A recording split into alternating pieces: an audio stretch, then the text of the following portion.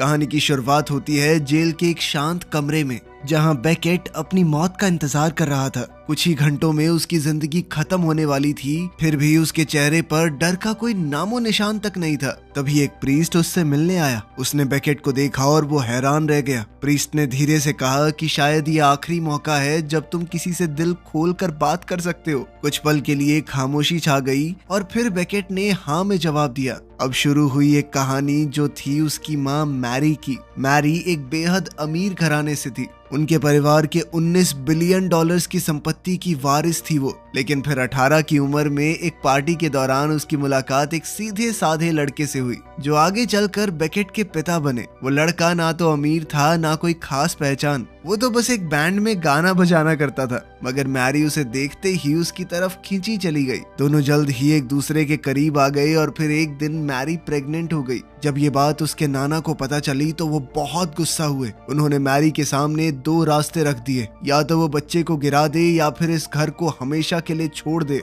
मगर मैरी अपना फैसला पहले ही कर चुकी थी। उसने सिर्फ अपने बच्चे के लिए सब कुछ छोड़ दिया और वो एक नॉर्मल से इलाके में जाकर रहने लगी। फिर वो दिन आया जब बेकेट पैदा हुआ, लेकिन उस दिन खुशी ज्यादा देर तक टिक नहीं पाई। जैसे ही उसके पिता ने बच्चे को देखा तो उन्हें इतना बड़ा झटका लगा कि उनकी वहीं पर मौत हो गई और एक पल में मैरी ने सब कुछ खो दिया। अब वो बिल्कुल अकेली थी, लेकिन उसने हिम्मत नहीं हारी। उसने दिन रात मेहनत की और मोटर व्हीकल्स डिपार्टमेंट में छोटी सी नौकरी की। वो रोज बेकेट को बताती थी कि मुझे भले ही घर से निकाल दिया गया है, लेकिन मैं फिर भी उस जायदाद की हकदार हूँ। रेड फेलो परिवार की दौलत एक दिन उस तक जरूर आएगी, बस एक शर्त थी कि उन्हें इंतजार करना होगा। बेकेट बचपन से ही काफी समझदार था। गरीबी के बीच रहते हुए भी उसकी माँ ने उसे बिल्कुल अमीरों की तरह पाला। वही तहजीब, वही क्लास और एक अलग सा अंदाज। वो पियानो बजाता, आर्चरी करता और बचपन से ही एक सूट पहनता था। फिर एक दिन आर्चरी की क्लास में उसकी मुलाकात जूलिया से हुई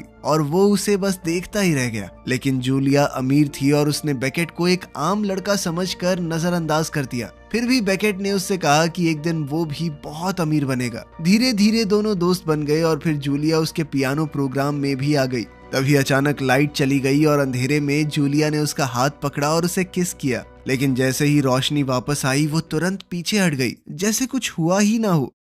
खैर, अब बेकेट की जिंदगी फिर से बदलने वाली थी। कुछ दिन बाद मैरी बीमार पड़ गई। धीरे धीरे उसकी तबीयत इतनी खराब हो गई कि उसे हॉस्पिटल जाना पड़ा। बेकेट के दिल में एक उम्मीद थी कि शायद अब उसका परिवार लौट आएगा, लेकिन ना कोई मिलने आया ना कोई पूछने। फिर अपने आखिरी लम्हों में मैरी ने बेकेट का हाथ पकड़ा और कहा कि तुम एक बेहतर जिंदगी के हकदार हो। बेकेट ने अपनी माँ से वादा किया कि वो कभी हार नहीं मानेगा। मैरी की आखिरी इच्छा थी कि उसे अपने परिवार के साथ ही दफन किया जाए, लेकिन इस बात को भी नजरअंदाज कर दिया गया। तब बेकेट ने अपनी माँ को एक आम कब्रिस्तान में दफन होते देखा और उसके हाथ में मैरी के बालों का एक टुकड़ा था। उस पल उसने कसम खाई कि वो अपना हक लेकर रहेगा। फिर अगले दिन वो रेड फेलो हवेली के दरवाजे पर खड़ा था, लेकिन जवाब में उसे सिर्फ एक चिट्ठी मिली जिसमें लिखा था कि वो उसकी मदद नहीं कर सकते। इसके बाद बेकेट को चाइल्ड सर्विसेज वाले फॉस्टर केयर प्रोग्राम में ले गए और धीरे धीरे उसका जूलिया से भी रिश्ता टूट गया। खैर, सालों बाद जब वो बड़ा हुआ तो वो सूट बेचने लगा।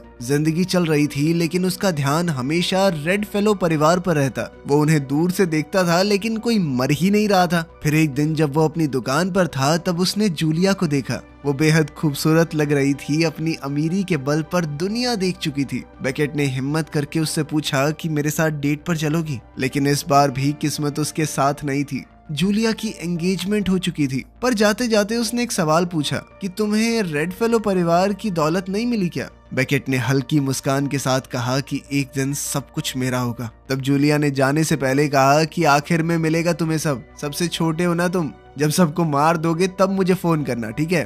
उस रात घर आकर बेकेट ने एक छोटा सा लॉकेट निकाला जिसमें उसकी माँ मैरी के बालों का टुकड़ा था। उसने उसे हाथ में पकड़ा और अपना किया हुआ वादा याद किया। अब उसके सामने 7 लोग थे जो उसके और उसकी दौलत के बीच खड़े थे और शायद अब वक्त आ गया था कुछ करने का। सबसे पहला नाम था टेलर का। टेलर उनके परिवार की फाइनेंशियल कंपनी में ब्रोकर था। उसे ढूंढना मुश्किल नहीं था। क्योंकि वो अक्सर शहर के महंगे बार्स में मिलता था। बेकेट ने उसे बड़े ध्यान से देखा, लेकिन अपने ही कजन को मार देना ये उसे थोड़ा पागलपन जैसा लगा। इसीलिए उसने ये इरादा छोड़ने का फैसला किया। लेकिन फिर अगले ही दिन उसे जिंदगी ने एक और बड़ा झटका दिया। ऑफिस में उसके बॉस ने बताया कि बेकेट को अब शिपिंग डिपार्टमेंट में भेजा जा रहा है, क्योंकि सेल्समैन की जगह अब उसके बेटे को मिलेगी। ये सुनकर बेकेट ने कहा कि वो वेयरहाउस में काम नहीं करना चाहता, जिसके बाद उसे नौकरी से ही निकाल दिया गया। इस पल में उसके अंदर कुछ टूट गया। फिर कुछ दिनों बाद हम देखते हैं कि टेलर ने एक शानदार पार्टी में हेलीकॉप्टर से एंट्री की। वो हवा में नोट उड़ाता हुआ लोगों पर पैसे बरसा रहा था और फिर बिना सोचे पूल में कूद गया। पार्टी में घुसना मुश्किल नहीं था, दरवाजे खुले थे, इसलिए बेकेट आसानी से अंदर घुस आया। फिर बेकेट ने देखा कि टेलर जेट स्की लेकर एक याट की तरफ जा रहा है और उसी पल उसके दिमाग में एक ख्याल आया। वो भी एक जेट स्की पर चढ़कर सीधा उस याट तक पहुंच गया। टेलर ने उसे देखा, लेकिन उसने बेकेट को एक एम्प्लॉय समझ लिया। बेकेट ने पहले ये देखा कि याट पर कोई और तो नहीं था। फिर उसने इंतजार किया जब तक टेलर गहरी नींद में नहीं चला गया। इसके बाद उसने धीरे से एंकर को उठाया और टेलर के पैर से बांध दिया। एक पल के लिए उसके हाथ रुके, लेकिन फिर उसने एंकर को पानी में नीचे फेंक दिया। उसी वक्त टेलर की आंख खुल गई, लेकिन अब बहुत देर हो चुकी थी। एक ही पल में रस्सी उसे घसीटकर समुद्र के अंदर ले गई और धीरे धीरे वो डूबकर मारा गया। जब बेकेट जेट स्की पर वापस लौट रहा था तो उसने महसूस किया कि किसी की जान लेना आसान भी हो सकता है, और उसे एहसास हुआ कि उसके अंदर एक अलग सा रोमांच भर गया था। खैर, कुछ दिन बाद बेकेट टेलर के अंतिम संस्कार में गया। वहाँ उसकी मुलाकात टेलर के पिता वॉरेन से हुई। जैसे ही बेकेट ने अपना इंट्रोडक्शन मैरी के बेटे के रूप में दिया तो वॉरेन का चेहरा बदल गया। उसे देखते ही वॉरेन हैरानी और पछतावे से भर गया। फिर वो उसे एक ड्रिंक के लिए ले गया। उसने कहा कि मैरी बहुत हिम्मत वाली थी और उसने सही वक्त पर बेकेट की मदद ना करने का अफसोस भी जताया। साथ ही उसे अपने बेटे टेलर की मौत का भी दर्द था। उसे लगता था कि अगर उसके बिगड़ने से पहले उसे थोड़ा रोक दिया होता तो शायद आज ये दिन ना देखना पड़ता। फिर वॉरेन ने बेकेट को अपने ऑफिस में ले जाकर टेलर की जगह नौकरी करने का ऑफर दिया। बेकेट ने खुशी खुशी ये ऑफर एक्सेप्ट कर लिया और अगले कुछ हफ्तों में बेकेट ने एक नई दुनिया देखी। पैसा कैसे बनता है, कैसे बढ़ता है और कैसे अमीर लोग अपनी दौलत को कंट्रोल करते हैं। उसे समझ आ रहा था कि ये सब एक दिन उसके काम जरूर आएगा। फिर एक रात अचानक उसका फोन बजा तो दूसरी तरफ जूलिया थी। वो अपने हनीमून से वापस आई थी, पर फिर भी जूलिया को उनकी आखिरी मुलाकात याद थी। उसने कहा कि मुझे फिर से नहीं पूछोगे डेट के लिए। बेकेट ने हिम्मत करके फिर से पूछा, लेकिन इस बार भी जवाब ना था। अब जूलिया ने उम्मीद भी छोड़ दी थी कि शायद वो फिर कहीं मिल पाएंगे। खैर, रेड फेलो परिवार में अब अगला नाम था नोआ का। नोआ एक आर्टिस्ट था, या कम से कम वो खुद को तो मानता था। वो अपना ज्यादातर वक्त वीडियोस बनाकर अपने काम के बारे में बात करते हुए गुजारता। बेकेट ने उसकी वीडियोस देखी तो उसे बिल्कुल मजा नहीं आया। वो समझ गया कि नोआ बस एक अमीर लड़का है जिसके पास बहुत फालतू पैसा है, तो जो भी बनाना चाहता है बना देता है। फिर एक शाम बेकेट उसकी आर्ट एग्जीबिशन में गया। वो नोआ से उसके एक बहुत बड़े फैन की तरह मिला। जब नोआ उस पर भरोसा करने लगा तब बेकेट ने बताया कि वैसे हम दोनों कजन हैं, पता है। तब नोआ ने उसकी बात सुनने का फैसला किया, लेकिन साथ ही वो गैलरी में इधर उधर घूमकर फोटोज लेता रहा। वो समझदार लगने के चक्कर में ऐसी उल जलूल बातें करता था जो शायद उसे खुद भी समझ नहीं आ रही हो। खैर, शो के बाद नोआ बेकेट को अपने घर ले गया, जहां उसने उसे अपनी वर्कशॉप दिखाई। यहीं पर बेकेट की मुलाकात हुई नोआ की खुफिया गर्लफ्रेंड रूथ से। फिर डिनर के दौरान उनकी बातचीत शुरू हुई और धीरे धीरे उनका एक कनेक्शन बन गया। दोनों ने महसूस किया कि उनमें काफी कुछ कॉमन है, जैसे पहली बार मिलकर भी एक दूसरे को बड़े अच्छे से समझ रहे हो। फिर जाते वक्त रूथ ने उसे थर्सडे के डिनर पर बुलाया और बेकेट ने तुरंत हाँ कर दी। अब थर्सडे के दिन डिनर टेबल पर सब लोग बिजी थे, लेकिन बेकेट और रूथ के बीच में कुछ और ही चल रहा था। बार बार नजरें मिल रही थी और हर नजर में कुछ एहसास छुपे हुए थे। जब सब लोगों का ध्यान भटका तो बेकेट ने बाथरूम का बहाना बनाया, लेकिन वो सीधा नोआ की वर्कशॉप में चला गया। वहाँ उसने फोटो डेवलप करने वाले केमिकल्स को उस क्लीनिंग लिक्विड के साथ मिला दिया जो वो पहले से छुपा कर लाया था, ताकि सब कुछ एक एक्सीडेंट जैसा लगे। उसने लाइट बल्ब तोड़ दिया और जमीन पर एक सिगरेट भी गिरा दी। फिर थोड़ी देर बाद नोआ को शक हुआ और वो बेकेट को ढूंढने आया, मगर उसने उसे वर्कशॉप से निकलते हुए पकड़ लिया। एक पल के लिए सब कुछ रुक गया, लेकिन फिर बेकेट ने तुरंत एक्टिंग की और कहा कि मैं तो वो शो वाली एक तस्वीर ढूंढ रहा था यार। नोआ इस बात से बहुत खुश हो गया और उसने कहा कि भाई को साइन करके फोटो दूंगा मैं, चिंता क्यों कर रहा है। खैर, पार्टी के बाद बेकेट ने वो तस्वीर सीधा कचरे में फेंक दी। फिर वो एक कोने में रुककर इंतजार करता रहा जब तक रूथ उससे मिलने नहीं आई और दोनों ने एक दूसरे को चूम लिया। इसी दौरान नोआ अपनी वर्कशॉप में गया और जैसे ही उसने लाइट ऑन करने की कोशिश की, अचानक टूटे हुए बल्ब से चिंगारी निकली और एक जोरदार धमाका हुआ। सब कुछ एक ही पल में खत्म हो गया और नोआ की मौके पर मौत हो गई। फिर उसके अंतिम संस्कार के दिन 2 FBI एजेंट बेकर के पास आए और उसे एक बार में ले जाकर सवाल पूछने लगे। बेकेट ने उन्हें मैरी की कहानी बताई और ऐसा नाटक किया कि मैं तो सबसे छोटा हूँ, मुझे पैसों का क्या लालच, मैं क्यों मारूंगा किसी को, मेरे पास तो वैसे भी कुछ नहीं आना। एजेंट्स ने बताया कि जब एक के बाद एक फैमिली मेंबर्स मरते हैं तो उन्हें कुछ रूल फॉलो करने पड़ते हैं, बस इसीलिए पूछताछ कर रहे हैं हम। टेलर की मौत के लगभग 10 महीने बाद वॉरेन ने ऑफिस में जश्न मनाया क्योंकि बेकेट को उसका पहला क्लाइंट मिल गया था। वो काफी इम्प्रेस हुआ और उसने बेकेट को अपना खुद का ऑफिस दे दिया। जिंदगी धीरे धीरे बेकेट के कंट्रोल में आ रही थी। फिर एक दिन जूलिया उसके ऑफिस में आई और कहा कि उसे लोन चाहिए क्योंकि उसका पति कंगाल हो गया है। बेकेट तुरंत समझ गया कि वो उससे फ्लर्ट कर रही है, लेकिन इस बार उसने दिलचस्पी नहीं दिखाई क्योंकि अब उसका ध्यान रूथ पर था। जूलिया को ये बदला हुआ बेकेट पसंद नहीं आया और वहाँ से चली गई, लेकिन जाते जाते उसने कहा कि 2 लोग मर चुके हैं और ये जानना दिलचस्प होगा कि अगला कौन होगा। तो अब अगला नाम था स्टीवन का। स्टीव एक पादरी था जो लोगों की भावनाओं से खेलकर पैसे कमाता और कहता था कि ये सब भगवान के नाम पर हो रहा है। उस पर पैसे की गड़बड़ी के केसेस भी चल चुके थे और उसके काफी दुश्मन भी थे।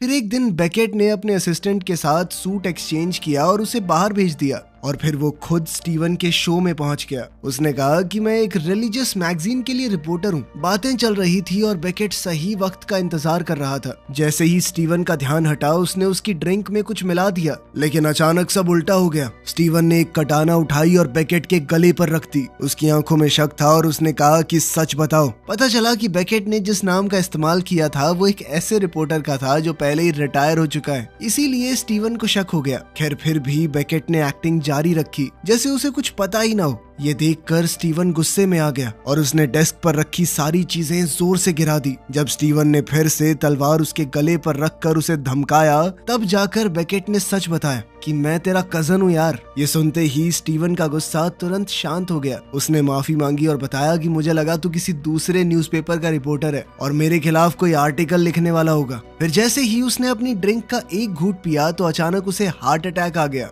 बाद में पता चला कि स्टीवन वर्कआउट सप्लीमेंट्स लेता था जो अगर ज्यादा क्वांटिटी में ले लो तो जानलेवा हो सकते हैं और इसीलिए बेकेट ने उसके कप में थोड़ा एक्स्ट्रा डाल दिया था। चर्च ने भी इन्वेस्टिगेशन से बचने के लिए इस मौत को चुपचाप दबा दिया। इस दौरान बेकेट रूथ से मिलता रहा, लेकिन सिर्फ एक दोस्त की तरह। एक दिन रूथ ने बताया कि डिनर पार्टी के बाद मैं नोआ से ब्रेकअप करने ही वाली थी, इसीलिए अब उसे पछतावा हो रहा था कि ना तो वो उसके लिए रो पा रही है और ना उसे मिस कर पा रही है। बेकेट ने उसे समझाया कि ऐसा महसूस करना बिल्कुल नॉर्मल है। फिर दोनों ने फैसला किया कि वो उसके घर पर डिनर करेंगे। शाम को जब बेकेट घर पहुंचा तो वो हैरान रह गया। उसके लिविंग रूम में जूलिया बैठी थी। उसने बताया कि मैंने ऑफिस जाकर चाबियां चुरा ली थी और फिर वो शिकायत करने लगी कि तुम मेरे कॉल्स और ईमेल्स को इग्नोर क्यों कर रहे हो। मगर बेकेट अपनी निजी जिंदगी के बारे में बात नहीं करना चाहता था। जूलिया उसके करीब आई, फ्लर्ट किया और लगभग उसे किस करने ही वाली थी। तभी अचानक घर की घंटी बजी। अब बेकेट ने तुरंत जूलिया को पीछे के दरवाजे से बाहर भेज दिया। फिर उसने रूथ से मिलकर झूठ बोला कि किचन में कुछ प्रॉब्लम हो गई है,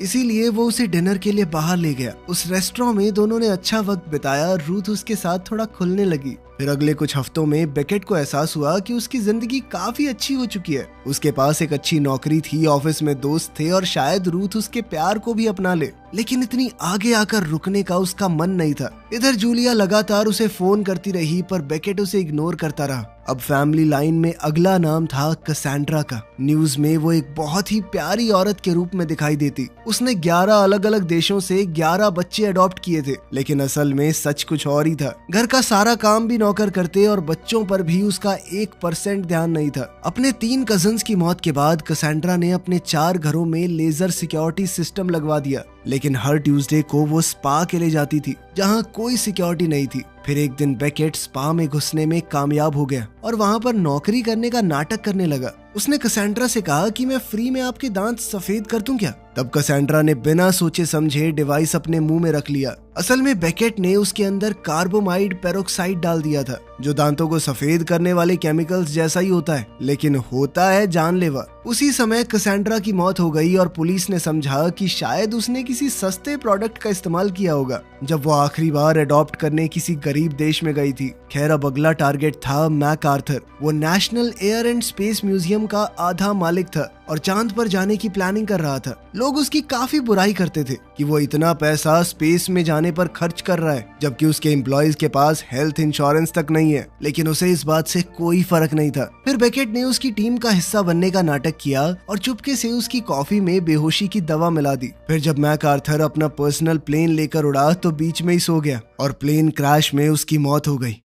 इसके कुछ समय बाद बेकेट एक बहुत ही महंगे और खूबसूरत अपार्टमेंट में शिफ्ट हो गया। तब उसने रूथ से पूछा कि क्या तुम मेरे साथ रहना चाहोगी? रूथ ने थोड़ी हिचकिचाहट के बाद हाँ कर दिया। खैर, अब फैमिली लाइन में अगला नाम था वॉरेन का, लेकिन इस बार बात कुछ अलग थी। बेकेट अब अपने अंकल के काफी करीब था। वो उनकी बहुत इज्जत भी करता था, इसीलिए वो चाहकर भी उन्हें मार नहीं पाया। वैसे भी अब उसकी जिंदगी काफी अच्छी हो चुकी थी। वो ये मानने लगा कि जो भी उसके पास है वो काफी है, और इसी दौरान उसने रूथ से एंगेजमेंट भी कर ली। फिर एक सुबह FBI एजेंट फिर से उसके पास आए। उन्होंने बताया कि अब वो एक वारिस बन सकता है। बेकेट ने नाटक किया कि है क्या कह रहे हो आप? जब उन्होंने स्टीवन की मौत के दिन के बारे में पूछा कि तुम कहाँ पर थे, तो बेकेट ने कहा कि उस दिन तो मैं हॉट डॉग खाने गया था। बाद में एजेंट्स ने सिक्योरिटी फुटेज चेक की, जहां उन्हें बेकेट के कपड़ों में उसका एम्प्लॉय दिखाई दिया, पर वो ये पता नहीं कर पाए कि वो बेकेट ही है या कोई और उन्हें ये बात भी बहुत अजीब लगी कि इतने महीनों बाद इसको कैसे याद है कि उस दिन हॉट डॉग खाने गया था। इसीलिए उन्होंने फैसला किया कि एक एजेंट उसका पीछा करेगा। फिर कुछ समय बाद जब बेकेट ऑफिस से निकल रहा था, तभी उसके पीछे वॉरेन अचानक गिर गया। असल में उसे हार्ट अटैक आया था। तब हॉस्पिटल में बेकेट उसके पास रहा और उसका ख्याल रखता रहा। वॉरेन ने धीरे से कहा कि मुझसे मिलने सिर्फ तुम ही आए हो। मरने से पहले उसने एक बात कही कि जिंदगी में अपने लोगों को साथ रखना जरूरी होता है, क्योंकि काम कभी किसी का साथ नहीं देता। वॉरेन के मर जाने के बाद फ्यूनरल में बेकेट को एहसास हुआ कि अब सिर्फ उसके नाना ही बचे हैं। फिर कुछ दिन बाद बेकेट को एक चिट्ठी मिली। उसके नाना ने उसे अपने बंगलो में बुलाया था। आज ही उसकी एंगेजमेंट पार्टी भी थी। बेकेट ने रूथ को फोन करके वादा किया कि वो समय पर पहुंच जाएगा, लेकिन जब वो ऑफिस गया तो वहां जूलिया एक सरप्राइज के साथ उसका इंतजार कर रही थी। उसने बताया कि मैंने एक जासूस को तुम्हारा पीछा करने के लिए रखा था और अब मेरे पास तुम्हारे सारे कत्लों के सबूत हैं। असल में उसे शक तब हुआ जब टेलर डूब गया था, क्योंकि वो तो कॉलेज ही स्विमिंग स्कॉलरशिप पर गया था। इसीलिए ऐसा कैसे हो सकता है कि वो डूब के मर जाए। खैर, अब जूलिया ने मांग की कि शाम को 5 बजे तक $3 लाख मेरे पति को दे देना, वरना मैं ये सारी तस्वीरें रूथ को भेज दूंगी। ये सुनते ही बेकेट के पैरों तले जमीन खिसक गई। अब वो तुरंत ऑफिस से भागा और अपने असिस्टेंट से कहा कि मेरे थोड़े बहुत स्टॉक बेच दो। वहीं बाहर FBI एजेंट ने ये सब देखकर उसका पीछा जारी रखा। कुछ ही देर में बेकेट जूलिया के पति लायल के ऑफिस में घुस गया। लायल लगातार शराब पीने में लगा हुआ था, क्योंकि वो बेचारा कंगाल हो चुका था। जब बेकेट पैसों का इंतजाम कर रहा था, तब लायल उसका मजाक उड़ाने लगा। उसने कहा, साले गरीब बड़ा आदमी होने का नाटक कर रहा है मेरे आगे। ये सुनकर बेकेट का गुस्सा फूट गया और उसने सीधा चमाट दे मारा। लायल ने वापस हमला करने की कोशिश की, लेकिन वो इतने नशे में था कि खुद को संभाल नहीं पाया। बेकेट ने आसानी से उसे नीचे गिरा दिया। लायल जमीन पर बैठकर बच्चे की तरह रोने लगा। इस सब के बाद बेकेट सीधा रेड फेलो बंगलो पहुंच गया। उसने रूथ को मैसेज करके बताया कि यार मैं लेट हो जाऊंगा, सॉरी, लेकिन मैसेज डिलीवर ही नहीं हुआ। उधर रूथ सब मेहमानों से मिल रही थी और इधर बेकेट अपने नाना से। व्हाइटलॉ ने उसे देखते ही पूछा कि तुमने इतनी जल्दी फाइनेंस की दुनिया में इतनी बड़ी पोजीशन कैसे हासिल कर ली? फिर वो कहने लगा कि मैरी, तुम्हारी माँ मेरी सबसे पसंदीदा बेटी थी, लेकिन जब बेकेट ने पूछा तो फिर आपने उनकी मदद क्यों नहीं की? तो व्हाइटलॉ चुप हो गया। उसने कोई जवाब नहीं दिया। इसके बाद व्हाइटलॉ ने एक पुरानी बंदूक निकाली जो कई पीढ़ियों से फैमिली में चलती आ रही थी। उसने उसमें गोली भरी और सीधा बेकेट के हाथ में दे दी। उसने कहा, सब कुछ खत्म कर दो आज। अब बेकेट ने बंदूक उठाई और अपने नाना पर तान दी, लेकिन उसका हाथ कांप गया। वो ये नहीं कर पाया और सीधा वहां से चला गया। लेकिन जैसे ही वो बाहर जाने लगा, उसने देखा कि दरवाजा बंद था और बाहर गार्ड खड़ा था। तब बेकेट ने दूसरे कमरे की खिड़की खोलने की कोशिश की, लेकिन वो भी बंद थी। तभी अचानक उसे एक आवाज सुनाई दी। जैसे ही उसने दरवाजा खोला तो सामने व्हाइट लॉ बंदूक लेकर खड़ा था और जब उसने गोली चलाई तो बेकेट ने बड़ी मुश्किल से बचाव किया, लेकिन गोली उसकी बाजू को छू कर निकल गई। तभी अचानक दरवाजा टूट गया और उसी पल बेकेट ने एक लकड़ी का टुकड़ा उठाया और व्हाइट लॉ के पैर में घुसा दिया। फिर बेकेट ने भागना शुरू किया, लेकिन व्हाइट लॉ उसका पीछा करता रहा, लगातार गोलियां चलाता रहा। साथ ही वो बताता रहा कि सारे दरवाजे गार्ड्स ने बंद कर दिए हैं, मतलब बेकेट के पास भागने का कोई रास्ता नहीं है। खैर फिर ऊपर के कमरे में बेकेट को एक क्रॉसबो मिली। उसने तीर चढ़ाया और तैयार हो गया। फिर जैसे ही व्हाइट लॉ अंदर आया, बेकेट ने निशाना लगाया, लेकिन वो क्रॉसबो ही टूट गई। एक और गोली से बचकर उसने तुरंत दूसरा क्रॉसबो उठाया और फिर से निशाना लगाया। इस बार तीर सीधा उसके नाना के सीने में जा लगा, मगर फिर भी व्हाइट लॉ रुका नहीं। बेकेट ने दूसरा तीर उठाया और सीधा उसकी गर्दन में मार दिया। इस बार सब कुछ खत्म हो गया। व्हाइट लॉ मर चुका था। बेकेट के लिए ये अजीब सी बात थी, क्योंकि उसका आखिरी कत्ल असल में सेल्फ डिफेंस की वजह से हुआ। खैर जब पुलिस आई तो बेकेट ने उन्हें सब कुछ सच सच बता दिया। इस बार वो बिना किसी शक के वहां से निकल गया। उधर दूर खड़ा FBI एजेंट उसे चुपचाप देख रहा था। जब तक बेकेट घर पहुंचा तब तक पार्टी खत्म हो चुकी थी। रूथ बेहद नाराज थी। उसने सीधा सवाल किया कि तुम मुझसे क्या छुपा रहे हो, लेकिन बेकेट ने सिर्फ व्हाइट लॉ वाली ही घटना बताई, जो सच तो था पर आधा। इसके बाद बेकेट को रेड फेलो परिवार की पूरी दौलत मिल गई। उसे और रूथ को एक बड़ी पार्टी में हाई सोसाइटी के बीच बुलाया गया।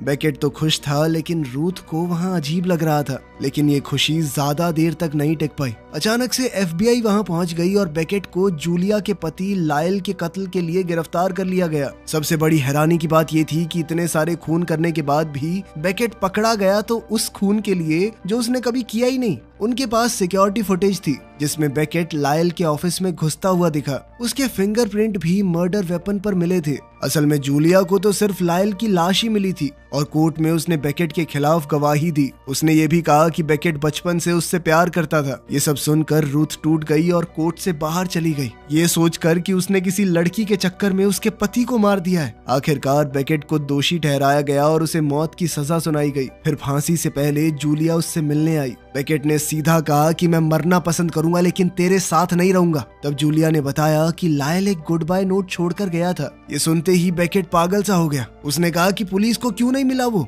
लेकिन जूलिया ने उसे पुलिस को दिखाने से मना कर दिया। बेकेट ने बेचैन होकर उससे बार बार मिन्नतें की। आखिरकार जूलिया मान गई, लेकिन सिर्फ एक शर्त पर, कि रेड फेलो परिवार की पूरी दौलत जूलिया के नाम की जाएगी। फिर जाते वक्त उसने ग्लास को किस किया जैसे एक डील सील हो गई हो। इधर बेकेट ने तुरंत लॉयर्स से पेपर्स मंगवाए और सब कुछ जूलिया के नाम ट्रांसफर कर दिया। फिर उसने एक प्रीस्ट को बुलाया और अब कहानी वहीं पहुंच गई जहां से शुरुआत हुई थी, जहां बेकेट ने प्रीस्ट को ये पूरी कहानी सुनाई थी। उसने कहा कि जूलिया मुझे जल्द ही बाहर निकाल लेगी, इसीलिए मैं शांत हूँ। लेकिन वक्त बीतता गया और कोई खबर नहीं आई। धीरे धीरे बेकेट बेचैन होने लगा। अब प्रीस्ट उसे कहने लगा कि कोई नहीं आने वाला, अपने आखिरी वक्त पर भगवान को याद करो। पर तभी अचानक एक गार्ड आया और उसने बताया कि बेकेट अब आजाद है। उधर पुलिस को लायल का छोड़ा हुआ वो नोट मिल गया था और इधर बेकेट जेल से बाहर निकल रहा था। बाहर रूथ उसका इंतजार कर रही थी। उसने बेकेट को उसकी माँ के बालों वाला लॉकेट दिया और बिना कुछ कहे वहाँ से चली गई। वहीं कुछ दूर जूलिया भी उसका इंतजार कर रही थी।